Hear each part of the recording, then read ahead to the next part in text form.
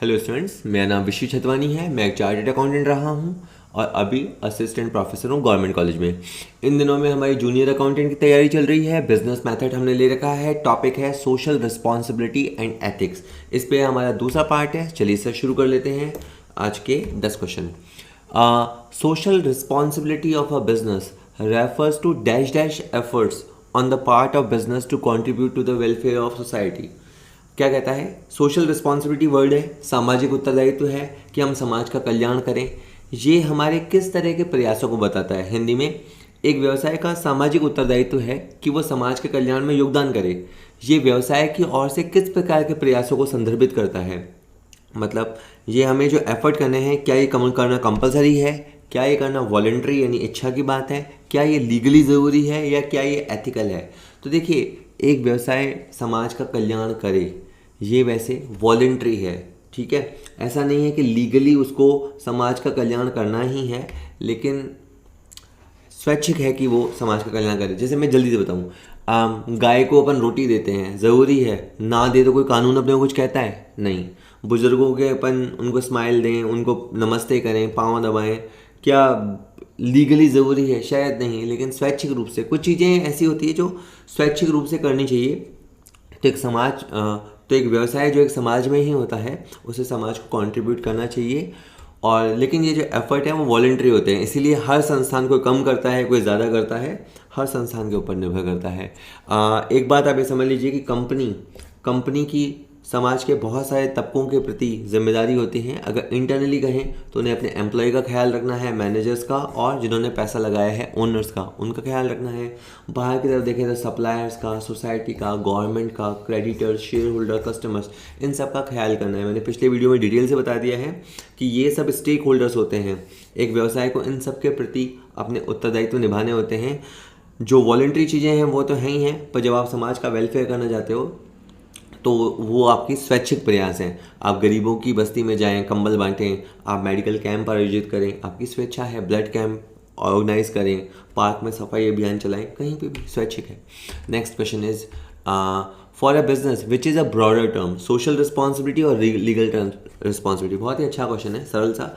दो वर्ड हैं, एक तो है कुछ काम ऐसे हैं जो लीगली करने ज़रूरी हैं और कुछ आपकी सोशल रिस्पॉन्सिबिलिटी। इनमें से बड़ी टर्म कौन सी है? तो नो डाउट बड़ी टर्म है सोशल रिस्पॉन्सिबिलिटी। पिछले वीडियो में मैंने समझाया था, इसलिए आप फर्स्ट पार्ट पहले देखिएगा कि सोशल रिस्पॉन्सिबिलिटी बड़ा शब्द है, उसमें लीगल भी शामिल है, उससे पहले इकोनॉमिकल शामिल है, एथिकल है, और इसके अलावा लास्ट डिस्क्रिएशनरी है। तो social responsibility is a bigger and wider term. उसके अंदर ये तीनों चारों फैक्टर्स आते हैं। तो ऑप्शन क्या था? दोनों समान रूप से महत्वपूर्ण है, सामाजिक उत्तरदायित्व, कानूनी उत्तरदायित्व। तो समझ, no doubt social responsibility is a broader term. और एक बार आप देख लीजिए, सोशल रिस्पॉन्सिबिलिटी 4 तरह की होती है। इकोनॉमिक रिस्पॉन्सिबिलिटी कहती है कि संस्था को प्रॉफिट कमाना चाहिए। लीगल रिस्पॉन्सिबिलिटी कहती है कि आपको जो भी एक्ट हैं, रूल्स हैं, पॉलिसीज़ हैं, उनको फॉलो करना है। एथिकल रिस्पॉन्सिबिलिटी, सही गलत का ज्ञान आपके अंदर होता है, आपको सही चीज़ों पे जाना है।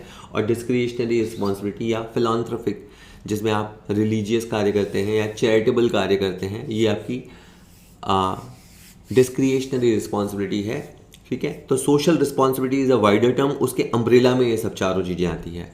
Next is business enterprise has a responsibility of producing fair returns on their capital is a responsibility towards.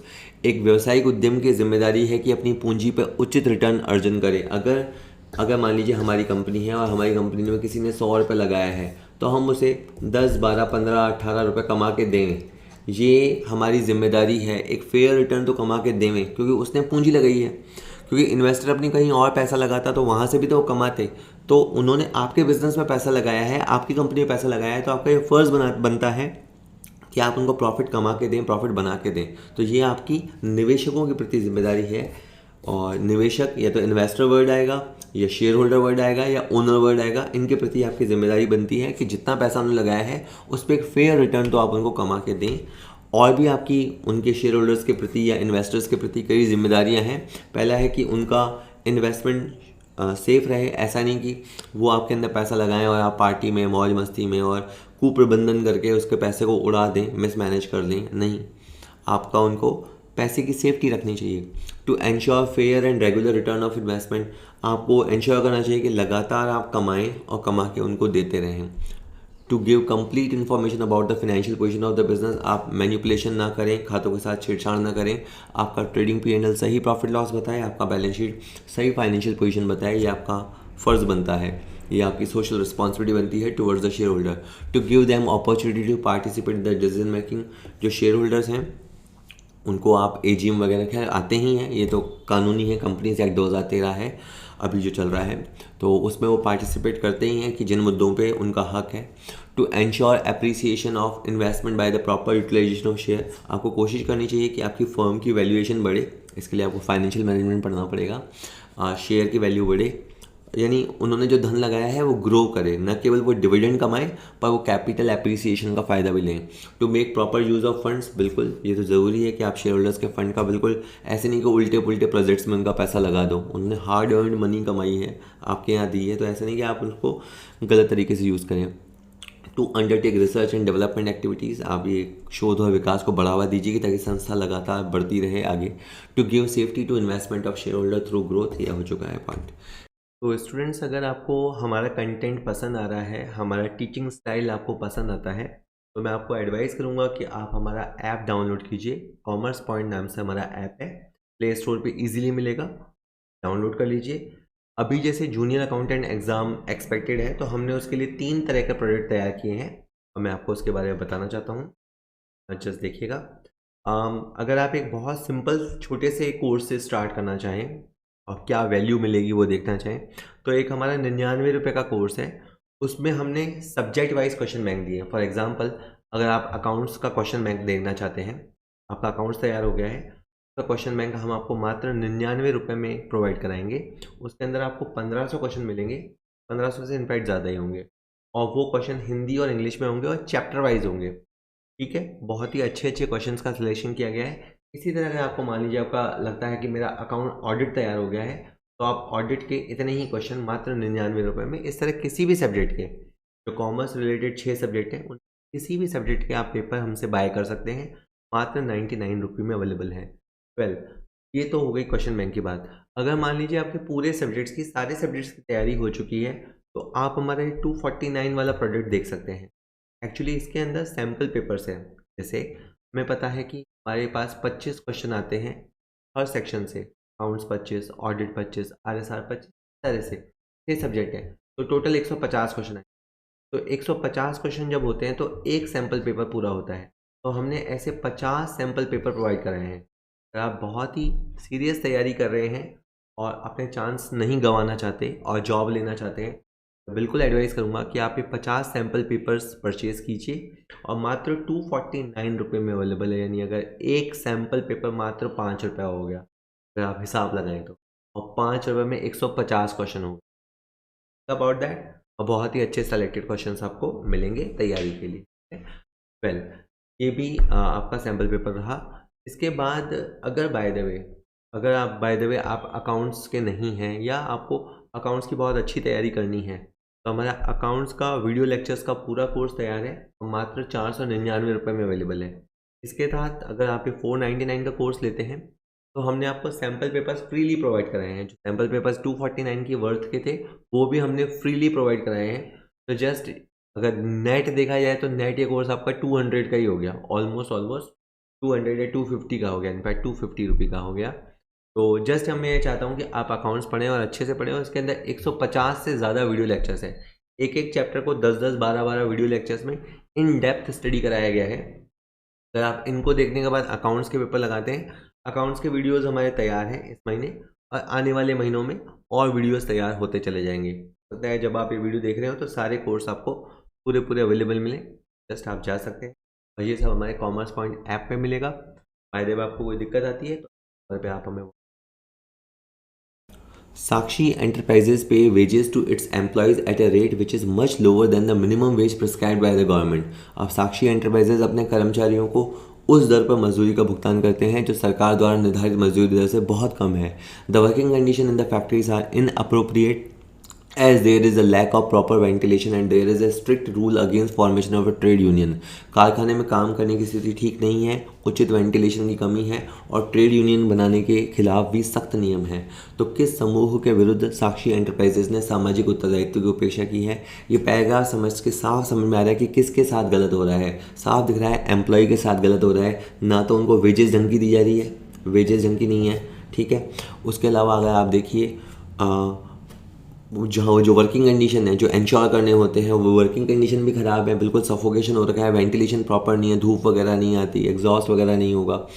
इसके अलावा ट्रेड यूनियन, आप अपनी बात पहुंचाने के लिए ट्रेड यूनियन नहीं बना सकते, सख्त नियम बना रखे हैं। तो कुल मिला के साफ साफ दिख रहा है वर्कर्स के अधिकारों का हनन हो रहा है, उनकी मजबूरी का फ़ायदा उठाया जा रहा है, श्रमिकों के प्रति सामाजिक उत्तरदायित्व की उपेक्षा की जा रही है। आसान सा क्वेश्चन था।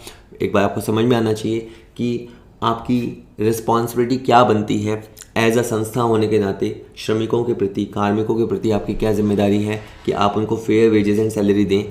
ये तो मिनिमम सैलरी देना जो श्रम मंत्रालय होता है वो न्यूनतम मजदूरी दरें देता है, ठीक है। कोई बेरोजगार है तो आप उसका फ़ायदा ना उठाइए, उसे फेयर वेजेस एंड सैलरी दीजिए। Good and safe working condition, आपकी वर्किंग कंडीशंस अच्छे होने चाहिए, प्रॉपर वेंटिलेशन, एग्जॉस्ट वगैरह, पानी की व्यवस्था, यूरिनल वगैरह की व्यवस्था, ये सब होनी चाहिए। Opportunities for education, training and promotion, उनकी बार बार ट्रेनिंग की व्यवस्था, उनकी प्रमोशन पॉलिसी होनी चाहिए। Workers participation in the decision making, मैंने पिछले वीडियो में भी कहा था आपको ईसोप लाना चाहिए, एम्प्लॉय स्टॉक ऑप्शन प्लान लाना चाहिए, जहां श्रमिक आपकी कंपनी के शेयर खरीद सकें, थोड़े उचित डिस्काउंटेड रेट्स पे खरीद सकें ताकि वो भी पॉलिसी मेकिंग में पार्टिसिपेट कर सकें। Reasonable and proper chance of promotion, ये पहले भी बात हो गई है। Proper recognition, appreciation and encouragement of skill, उनकी कुशलता को बढ़ावा मिले। देखिए समय बहुत तेज़ी से चेंज हो रहा है, तो जो भी नए नए एडवांसमेंट हो रहे हैं टेक्नोलॉजी में, दुनिया में, तो उनसे अपने कर्मचारियों को रूबरू कराएं ताकि वो पिछड़ ना जाएं।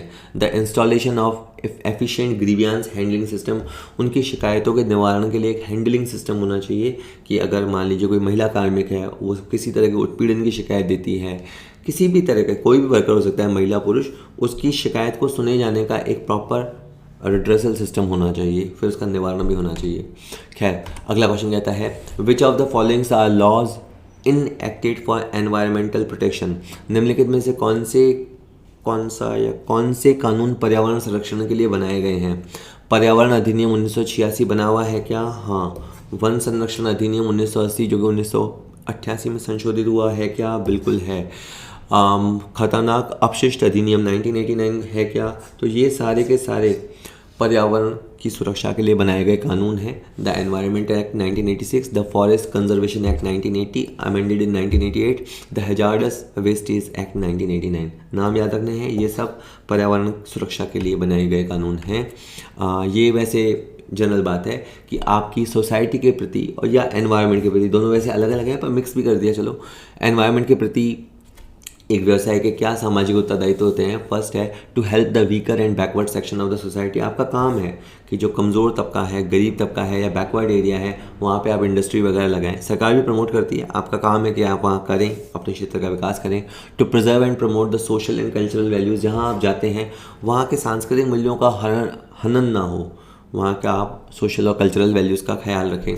टू जनरेट एम्प्लॉयमेंट, बिल्कुल आपका काम है कि आप रोज़गार को बढ़ावा दें, बेरोज़गारी अभिशाप है सर, रोज़गार को बढ़ावा दें, ये व्यवसाय का सामाजिक उत्तरदायित्व है। To protect the environment, to the conserve natural resource and wild life, पशु पक्षी और जो पेड़, इतनी प्रजातियाँ हैं, आप उनका ख्याल रखें, उनका संरक्षण संवर्धन करें।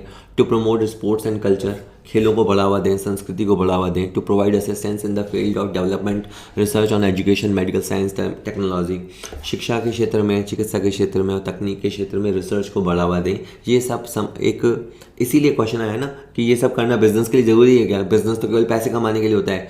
बिजनेस का पैसा कमाना उसकी इकोनॉमिक रिस्पॉन्सिबिलिटी है, लेकिन कुछ एक्ट कानूनों का पालन करना उसकी लीगल रिस्पॉन्सिबिलिटी भी है, और ये सब जारी जो अच्छी अच्छी गुड़ी गुड़ी बातें हैं ये उनकी एथिकल रिस्पॉन्सिबिलिटी है। ठीक है, ओके। इसके बाद है it includes the behaviour of the firm expected by the society but not codified by law, identify the category of social responsibility referred here. मैं बार बार बता रहा हूँ कि जो सोशल रिस्पॉन्सिबिलिटी होती है उसे 4 भागों में बांटा गया है। एक आपकी है इकोनॉमिक रिस्पॉन्सिबिलिटी, एक है आपकी लीगल रिस्पॉन्सिबिलिटी। लीगल रिस्पॉन्सिबिलिटी को कोडिफाई किया जाता है, आपको क्या करना है क्या नहीं करना, आपके जो एक्ट होते हैं, रूल्स होते हैं, कोडिफाई कर दिया है, तो आप फिर उनकी प्रति तो आप लीगली रिस्पॉन्सिबल हो जाते हैं। और एक होती है एथिकल रिस्पॉन्सिबिलिटी, ये डूज़ एंड डोंट्स का ज्ञान होता है, ये करना है ये नहीं करना चाहिए, सही गलत का ज्ञान होता है, लेकिन इसे किसी एक्ट में नहीं बांधा हुआ होता है, इसे किसी कोडिफाई नहीं किया होता है। तो यहाँ पे इसने यही कहा है कि समाज एक्सपेक्ट करता है कि फर्म एक व्यवहार, खास तरह का व्यवहार करेगी, एक अपेक्षित व्यवहार फर्म करेगी, तो और फर्म को ऐसा करना चाहिए, ये उसकी एथिकल रिस्पॉन्सिबिलिटी है, ये उसका नैतिक उत्तरदायित्व है। आर्थिक उत्तरदायित्व है प्रॉफिट कमाना, कानूनी उत्तरदायित्व है कानूनों का पालन करना, लेकिन समाज जो चाहता है आप वैसा एक्सपेक्टेड बिहेव करें, ये आपकी एथिकल रिस्पॉन्सिबिलिटी है। इसका आंसर ए रहने वाला है। इसका एक बार देख लीजिए, CSR पिरामिड, ये CSR मैंने पिछली वीडियो में बताया था, corporate social responsibility, full form याद रखिएगा। कॉर्पोरेट सोशल रिस्पॉन्सिबिलिटी के 4 हैं। सबसे पहले तो ये है आपकी इकोनॉमिक रिस्पॉन्सिबिलिटी, हर संस्था की ये है कि वो प्रॉफिटेबल हो, वो प्रॉफिट कमाए, the foundation upon which all other rest. बाकी सारी रिस्पॉन्सिबिलिटी आप तभी पूरी कर पाओगे जब आपकी इकोनॉमिक रिस्पॉन्सिबिलिटी आप पूरी करोगे। जैसे एक इंसान के तौर पे अगर आपकी हेल्थ अच्छी होगी तो बाकी सारे काम आप कर पाओगे, उसी तरह एक संस्था इकोनॉमिकली हेल्दी प्रॉफिटेबल होगी तो वो फिर उसको लीगल रिस्पॉन्सिबिलिटी भी पूरी करने हैं। लीगल रिस्पॉन्सिबिलिटी क्या है कि वो लॉ को ओबे करे, कानून को पाले। लॉ क्या होता है? लॉ इज सोसाइटीज़ कोडिफिकेशन, मतलब संहिताबद्ध, मतलब बना रखा है, ये करोगे तो ये होगा, वो करोगे तो ये होगा, ऐसा का रूल कोडिफाई कर रखा है सही गलत का, तो वो लॉ कहलाता है। Play by the rules of the game, व्यापार कीजिए लेकिन नियमों का पालन कीजिए। जितने भी एक्ट बने हुए हैं व्यवसाय से संबंधित आपको उनको फॉलो करना है। बी एथिकल, ये कहीं लिखा हुआ नहीं है लेकिन आपको एथिकल होना चाहिए। एथिकल होना क्या है? Obligation to do what is right, ये आपकी जिम्मेदारी है कि आप वो करें जो सही है, जस्ट न्यायप्रिय है, उचित है। अवॉइड हार्म, किसी को नुकसान पहुंचाने से बचें। और इसके बाद अगर और आपके अंदर ताकत है तो बी फिलांथ्रोपिक रिस्पॉन्सिबिलिटी, आप परोपकारी बने, लोक हितैषी बने, उदार बने। Be a good corporate citizen, जैसे एक अच्छा नागरिक होता है तो आप एक अच्छे निगमीय नागरिक बनिए। Contribute towards resources to the community, improve the quality of life, समाज का जीवन स्तर को उच्च करें। ठीक है सर, चलिए उसके बाद नेक्स्ट क्वेश्चन देखते हैं। विच of the following is not the social responsibility of business towards the consumer, निम्नलिखित में से कौन सा उपभोक्ताओं के प्रति व्यवसाय का सामाजिक उत्तरदायित्व तो नहीं है? अब 4 ऑप्शन है तो 3 आपके उपभोक्ताओं के प्रति, कंज्यूमर्स के प्रति उत्तरदायित्व होंगे और एक नहीं होगा। आपको उसको आइडेंटिफाई करना है, इसलिए आपको पता ही होना चाहिए कि एक व्यवसाय के, हालांकि आप वैसे कॉमन सेंस से भी सोच सकते हैं, एक व्यवसाय के कंज्यूमर्स के प्रति कौन से उत्तरदायित्व होते हैं। फर्स्ट है to give them a share of profit, hold पे रखो। To bring out reality in advertisement, आपके विज्ञापन वास्तविक हैं, ये वाकई में आपकी कंज्यूमर के प्रति जिम्मेदारी बनती है। राइट टू इन्फॉर्मेशन के तहत ये लीगली भी ज़रूरी है कि आप उन्हें सही सूचनाएं दें।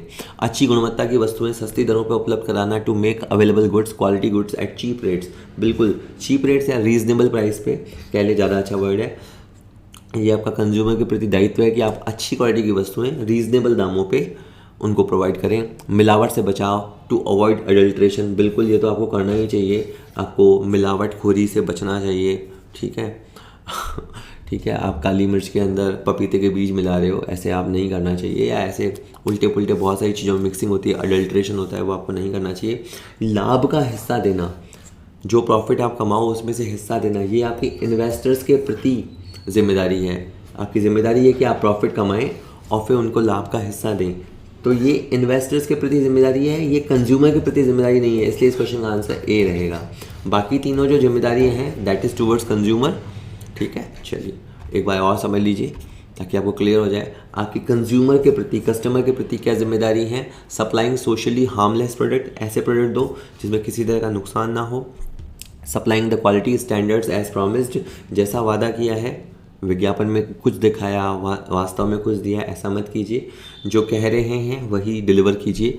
अडॉप्ट फेयर प्राइसिंग, प्राइजेस को जानबूझ के बढ़ाइए मत, मैनिपुलेशन मत कीजिए। प्रोवाइड आफ्टर सेल सर्विस, बिल्कुल माल बेचने के बाद भूल मत जाइए ग्राहक को, उसको लगातार सर्विस दीजिए। Resisting black marketing and profiteering, काला बाजारी से बचिए, मुनाफाखोरी से बचिए, नहीं करना चाहिए आपको, ठीक है। मेंटेनिंग कंज्यूमर्स ग्रीवियंस सेल, आप कस्टमर की शिकायतों के लिए एक प्रकोष्ठ बनाइए ताकि उनकी शिकायतों को सुना जा सके और सॉल्व किया जा सके।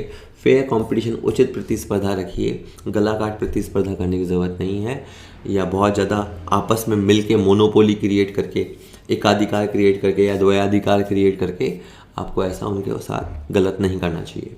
तो स्टूडेंट्स, आप लोगों की डिमांड पे बुक फाइनली पब्लिश कर दी गई है। जैसे सबको पता है फिर भी बताता हूँ मैं। वैसे मैंने 50 सैम्पल पेपर्स ऑफर किए थे और वो आपके पास ऐप के अंदर अवेलेबल थे, यानी सॉफ्ट कॉपी के तौर पे थे, आप आराम से उनको देख सकते थे। पीडीएफ में काफ़ी कलरफुल से थे, बट बहुत लोगों को पसंद आने के बाद भी कई लोगों का ये कहना था कि सर हमें एग्ज़ाम टाइम के लिए भी और हमें बुक से सूट नहीं होता है, तो आप बुक निकालिए। तो 50 सैम्पल पेपर की बुक का साइज़ तो बहुत ज़्यादा हो रहा था। इवन जैसे मैंने अभी 10 सैम्पल पेपर निकाले हैं, तो इसमें भी नंबर ऑफ पेजेस 360 हैं। जी हाँ, 360 इतने पेजेस अभी ही हो गए हैं। तो शायद अगर 50 पेपर के निकालता तो शायद 1800 पेजेस के आसपास हो जाते। तो इसीलिए इतनी बड़ी बुक मैं नहीं निकालना चाह रहा था, बट फाइनली अभी 10 सैम्पल पेपर तो निकाल ही दिए हैं। इसके अंदर आपके 1500 एमसीक्यू हैं। मैं कुछ फीचर्स आपको बता रहा हूँ ताकि आप समझ जाएं। ये बुक का जस्ट फ्रंट कवर है। तो इसके अंदर आपको 1500 एमसीक्यू मिलेंगे, 10 सैम्पल पेपर मिलेंगे। ये सेकंड पार्ट जिसको आप कॉमर्स वाला पार्ट कह सकते हैं उसके लिए है। बाय द वे ये पूरा कॉमर्स नहीं है, पर पार्ट सेकंड के लिए निकाला है मैंने। हर क्वेश्चन, जी हाँ, हर क्वेश्चन हिंदी इंग्लिश दोनों में है। एक और बात कि हर क्वेश्चन के नीचे इन डेप्थ सॉल्यूशन हमने डिटेल से दिया है, इसीलिए इतने पेजेस लग गए हैं। वरना मैंने खुद भी कभी सैम्पल पेपर पढ़े हैं मेरी पढ़ाई के दौरान, तो 10 सैम्पल पेपर 100-120 पेजेस में आ जाते हैं। पर एक तो ये हिंदी इंग्लिश हो गया, तो डुअल लैंग्वेज होने की वजह से वैसे ही क्वांटिटी डबल हो गई। फिर हर क्वेश्चन का एक्सप्लेनेशन क्या है, दैट्स वाई वो ज़्यादा हो गया है। फिर भी जैसे मैंने हमेशा कहा है, आप इन क्वेश्चनों को लगाइए। एक और बात, इसमें आप कंफ्यूज मत होइएगा। जो 50 सैम्पल पेपर्स थे, ठीक है, जो 50 सैम्पल पेपर्स थे वो क्वेश्चन, और अभी ये जो मैं 10+40 का मॉडल दे रहा हूँ, ये दोनों क्वेश्चन सेम है। अगर आपने वो ले रखे हैं, आप मोबाइल में कंफर्टेबल हैं, तो आपको दोबारा किताब खरीदने की ज़रूरत नहीं है। और अगर आप बुक एक्सपीरियंस करना चाहते हैं तो ठीक है। तो ये 10+40 मॉडल क्या है, यानी 50 में से 10 क्वेश्चन तो मैंने हार्ड कवर बुक के तौर पे प्रोवाइड करा दिए हैं, और 40 क्वेश्चन फ्री में आपको अभी भी मिलेंगे। तो बहुत ही नॉमिनल सा प्राइस रखा है, 360 रुपये रखा है। यानी आपके पास एक तरह से दो चॉइस हो गए कि आप 250 रुपये दीजिए और 50 के 50 सैम्पल पेपर सॉफ्ट कॉपी के तौर पे ले लीजिए, या फिर आप ऐसा कीजिए कि 360 रुपये खर्च कीजिए, आपको बुक होम डिलीवर होगी, 4 से 6 दिन में होम डिलीवर हो जाएगी। आप हमारे ऐप के थ्रू ऑर्डर कर सकते हैं या अमेज़न के थ्रू भी ऑर्डर कर सकते हैं। हाँ, ये है कि ये बुक अभी 2025 तक, ये 2025 नहीं 2024 तक ओपन मार्केट में अवेलेबल नहीं है। उसके बाद हम 1-2 साल जब हमारा नाम हो जाएगा, उसके बाद हम ओपन मार्केट में लॉन्च करेंगे। टिल देन अभी ये आप डायरेक्ट ऑर्डर कर सकते हैं ऐप के थ्रू या अमेज़न के थ्रू, वहाँ से आपको 3 से 6 दिन में डिलीवर हो जाएगी।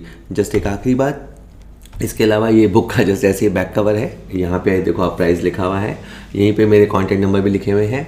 एंड ये कि हमारे और डिजिटल प्रोडक्ट्स हैं। धीरे धीरे हम, अगर इस बुक का वैसे अच्छा रिस्पांस आना शुरू हो गया है तो मैं बहुत कमिटेड हूँ कि बाकी अब धीरे धीरे हम सारे प्रोडक्ट्स को ऑफलाइन लाएंगे और फिर ओपन मार्केट में भी लाएंगे। तो बाकी सब्जेक्ट आप जैसे statistic, Indian economics, junior accountant का जो अकाउंटेंसी एग्ज़ाम है, ऑडिट हुआ, GF&AR हुआ, RSR हुआ, ये सब भी प्रोडक्ट आप हमारे ऐप पे एक्सप्लोर कर सकते हैं। Thank you very much. Which of the following is not the social responsibility of business towards the investors? निम्नलिखित में से कौन सा निवेशकों के प्रति व्यवसाय की सामाजिक जिम्मेदारी नहीं है? जैसे अगर ए पढ़ें, सैलरी देना, बी लिखा है उचित लाभांश, प्रॉपर डिविडेंड एंश्योर करना, safety of capital to ensure the proper utilisation of capital. तो देखो, आपकी कंपनी है और कंपनी में हज़ारों लाखों लोगों ने पैसा लगाया है, तो आपकी क्या जिम्मेदारी बनती है? अगर मैं डी की बात करूं, आपकी जिम्मेदारी बनती है कि उन्होंने जो पैसा लगाया है, फंड लगाया है, आप उसका प्रॉपर यूटिलाइजेशन करें, उसे उल्टे पुल्टे प्रोजेक्ट्स में लगा के बर्बाद ना कर दें। सेकंड, यानी ये अच्छी जगह पैसा लगाना और उसकी पूंजी की सुरक्षा को सुनिश्चित करना। वैसे COD एक जैसी बातें हैं। इसके अलावा आपका काम है कि आपको लाभ कमाना है और फिर उसका अंश उनको देना है। लाभ कमाना है और लाभ का कुछ हिस्सा रख के बाकी का अंश उनको देना है, यानी आपको लाभांश देना है, रेगुलर देना है और उचित लाभांश देना चाहिए। ये भी काम आपका है, यानी प्रॉफिट कमाना है और फिर उनको हिस्सा देना है। ये भी आपका उनके प्रति रिस्पॉन्सिबिलिटी बनती है। लेकिन उन्हें अच्छी सैलरी देना, यार ये तो कर्मचारियों के प्रति है। यानी ये पता है क्या कर रहा है, 4 में से 3 चीज़ें एक तरफ की होती है और चौथी वाली को आइडेंटिफाई करने के लिए कहता है। तो आपको पता होना चाहिए कि सैलरी अच्छी सैलरी देना, अच्छी वर्किंग कंडीशन देना, ये हमारा श्रमिकों के प्रति उत्तरदायित्व है, ये हमारा निवेशकों के प्रति उत्तरदायित्व नहीं है। इसलिए इसका आंसर ए होगा। बड़ा आसान सा क्वेश्चन था, मैं तो ज़बरदस्ती ज़्यादा बताया जा रहा हूँ। Responsibility towards the share holders. अब आपको समझ में आना चाहिए कि शेयर होल्डर्स के प्रति या जिन्होंने इन्वेस्ट किया है, इन्वेस्टर्स या ओनर्स के प्रति आपकी जिम्मेदारी क्या बनती है आपके संस्थान की। टू पे a fair return on their investment. उन्होंने जो पैसा लगाया है उस पर उनको एक उचित रिटर्न मिले, मुआवजा मिले। आप वो लगाते हैं, बदले में उसको जो देते हैं आप उसको रिटर्न बोलते हैं, प्रत्याय हिंदी में कहते हैं। To ensure the safety of their investment. उनके पैसे को ख़त्म नहीं करना है, चने मूंगफली मत कर देना। उन्होंने बड़ी मेहनत से पैसा लगाया होता है, आपको उसकी बहुत ही ड्यू डिलीजेंस बहुत अच्छे से किया करनी है। To provide regular, accurate and full information about working of business and schemes of future growth. आपको लगातार, इसीलिए बहुत सारी कंपनीज, इनफैक्ट जो बड़ी कंपनीज होती है उसमें क्वार्टरली स्टेटमेंट बनाए जाते हैं ताकि लगातार शेयर होल्डर्स को पता लगता रहे कि एक्यूरेटली बिजनेस के अंदर चल क्या रहा है। और इसीलिए ऑडिट करवाई जाती है। कंपनीज के लिए ऑडिट कंपलसरी इसीलिए की गई है ताकि उसमें निवेशकों का पैसा, यानी बाहर के लोगों का पैसा होता है, तो उन्हें उनके फंड के बारे में जानकारी होती रहे, कंपनी की प्रॉफिटेबिलिटी, फाइनेंशियल पोजीशन के बारे में जानकारी होती रहे। To maximise share holders wealth. आपका एक काम है कि आप कमाइए, आपकी रेपुटेशन बढ़े। एक PE रेशियो होता है, प्राइस अर्निंग रेशियो होता है। ज़्यादा प्रॉफिट कमाओगे तो और फिर कंपनी के अंश का मूल्य बढ़ता जाता है, यदि शेयर होल्डर्स की जो वेल्थ है वो ग्रो करती है। ये आपका उत्तरदायित्व है। To provide opportunities for participation to share holders in policy decision. बिल्कुल, आप समय समय पे general meeting, extra general meetings, EGM वगैरह बुलाइए, डिसीजन मेकिंग में उनसे पार्टिसिपेट करवाइए, उनको प्रॉपर नोटिस दीजिए और बुला के उनसे डिसीजन में मदद लीजिए। To protect the interest of all types of investors in business. Business के अंदर चाहे शेयर होल्डर्स हों, इक्विटी शेयर होल्डर हों, प्रेफरेंस शेयर होल्डर हों, डिवेंचर होल्डर्स हों, पब्लिक ने डिपॉजिट्स दिए हों, गवर्नमेंट से बॉन्ड से पैसा उठाया हो, जिस भी तरीके से आपसे पैसा उठाया हो, उन सब के इंटरेस्ट को आपको प्रोटेक्ट करना है। ठीक है, चलिए 1-2 क्वेश्चन और है। Practising socially desirable business activities. सामाजिक रूप से वांछनीय व्यावसायिक गतिविधियों का अभ्यास करने से। अब ये जो इतना चैप्टर चला, आपने लगभग 18-19 क्वेश्चन मुझसे सुन लिए हैं। तो आपको क्या लगता है कि अगर हम ये सोशल रिस्पॉन्सिबिलिटीज़ को लगातार फॉलो करते हैं, अभ्यास करते हैं, प्रैक्टिस करते हैं, तो इससे क्या होगा? समाज में व्यवसाय की छवि में सुधार करता है। बिल्कुल सर, आपकी एक अच्छी इमेज बनती है।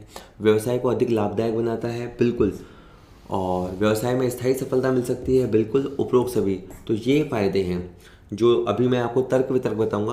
तो जो लोग सोशल रिस्पॉन्सिबिलिटी के झंडा बरदार हैं, जो कहते हैं, झंडा उठाते हैं कि व्यवसाय को सोशली रिस्पॉन्सिबल होना चाहिए, वो ये सारे बेनिफिट्स गिनाते हैं। मैं एक बार आपको इसकी पूरी लिस्ट बताता हूँ कि क्या क्या बेनिफिट वो गिनाते हैं। वो जो आर्ग्यू करते हैं वो ये है। First, growing public expectation from business, कि भाई अब व्यवसाय से जो उम्मीदें हैं ना वो बढ़ती जा रही हैं लोगों की। तो इसीलिए एक व्यवसाय को सोशली रिस्पॉन्सिबल होना चाहिए, रिस्पॉन्सिबिलिटी उठानी चाहिए। Creating favourable environment for business, इससे फ़ायदा ये होता है कि व्यवसाय की अच्छी छवि बनती है कि नहीं यार, ये बिज़नेस केवल कमाता नहीं है, ये समाज को लौटाता भी है। तो आपके लिए एक उचित माहौल बनता है। क्रिएटिंग फेवरेबल पब्लिक इमेज, जैसे मैंने कहा, इससे आपकी इमेज बहुत अच्छी बनती है। जैसे टाटा ग्रुप है, टाटा ग्रुप की बहुत अच्छी इमेज है। विप्रो है, अमूल है, अरविंद आई हॉस्पिटल है। ये मैंने कुछ नाम लिए हैं चुनिंदा, बहुत सारे लोग हैं जो बहुत अच्छा कर रहे हैं। ये लोगों का बहुत अच्छा नाम है। इनके प्रति ऐसा नहीं है कि ये केवल कमाने वाले हैं, इन सेठों के प्रति सम्मान है समाज में। मिनिमाइजिंग गवर्नमेंट कंट्रोल, इससे क्या होगा, अगर आप खुद से ही अच्छा काम करोगे, जैसे बचपन में अपन खुद से ही होमवर्क करके ले जाते थे खुद ही रेगुलर रहते थे, तो टीचर्स को हमारे को डंडा करने की ज़रूरत नहीं पड़ती थी, हमारे को घर पे लेटर लिखने वगैरह की ज़रूरत नहीं पड़ती थी, क्योंकि हम खुद से फॉलो कर रहे हैं। तो ऐसे ही व्यवसाय अगर खुद से नियम फॉलो करेगा तो उतना ही गवर्नमेंट को कंट्रोल करने की आवश्यकता लगभग समाप्त हो जाएगी। Business is a mean and not the end it self, ये आपको समझना पड़ेगा। एक होता है साधन, एक होता है साध्य। जिसकी मदद से किया जाता है वह है साधन, जहाँ पहुँचा जाता है वो है साध्य। बिजनेस ही करना है ऐसा नहीं है। Business is a tool to provide quality goods services. ये उसको कमाने का तरीका है, अपनी जीविकोपार्जन कमाने का तरीका है। बस प्रॉफिट ही प्रॉफिट मत कमाइएगा, ठीक है। जैसे पेट्रोल का मकसद होता है ना, पेट्रोल का मकसद होता है कार को चलाने में मदद करना, लेकिन पेट्रोल ही पेट्रोल जोड़ते जाना मकसद नहीं होता है, पेट्रोल ही पेट्रोल भरवाते जाना मकसद नहीं होता है।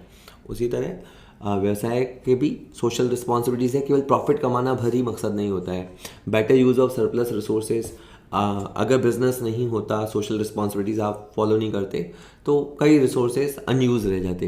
Application of principle of trusteeship का प्रिंसिपल गांधी जी ने दिया था। उन्होंने कहा था कि एक व्यक्ति अगर कमाता है तो उसे ज़रूरत जितनी है उतना खुद के लिए रख लेना चाहिए, बाकी के लिए उसको मालिक नहीं समझना चाहिए, बाकी के लिए उसको ट्रस्टी की तरह समझना चाहिए। मतलब अगर जैसे मान लीजिए 100 रुपये है, एक व्यक्ति की ज़रूरत 10 रुपये में पूरी हो जाती है, तो 90 रुपये है तो उसका, लेकिन उसे उस तरह से केयर करना चाहिए कि मानो ये 90 रुपये किसी की अमानत हो।